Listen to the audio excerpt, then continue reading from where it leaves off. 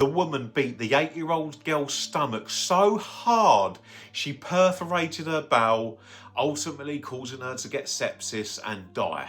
In the quiet town of Normal, Illinois, the name Cynthia Baker doesn't evoke the image of a typical monster, but true crime rarely wears a mask that's easy to spot.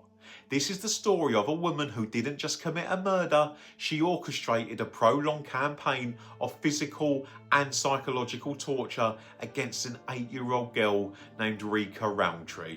To understand the end, we have to look at the environment Cynthia created.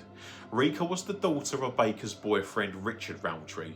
In 2018, Rica was sent to live with them, moving into a home that should have been a sanctuary. Instead, it became a private chamber of horrors. The evidence presented in courts, videos recovered from Baker's own phone, revealed a stomach-churning reality.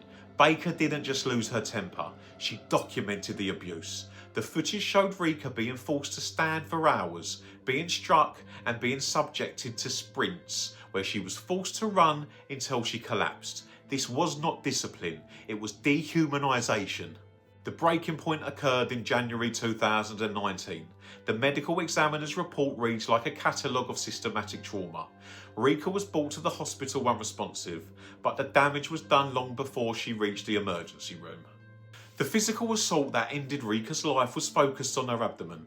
Cynthia Baker delivered blows so powerful they caused a massive infection resulting from a perforated bowel. Imagine the eternal reality, the contents of the digestive tract leaking into the cavity, causing a slow, agonising descent into septic shock. Rica did not die instantly. She suffered for days as her internal organs began to shut down, her body bloating and turning cold, while Baker reportedly neglected to seek medical help until it was far too late. When investigators finally examined Rica's body, they found over 50 separate marks of injury. There were scars in various stages of healing, indicating that the final fatal blow was merely the conclusion of a long-term assault. The trauma wasn't just internal, there were marks on her back, her head, and her limbs. In court, the prosecution described Baker as a woman who took pleasure in the power she held over a child who could not fight back. The defence tried to paint a picture of an accidental fall, but the forensic evidence screamed otherwise.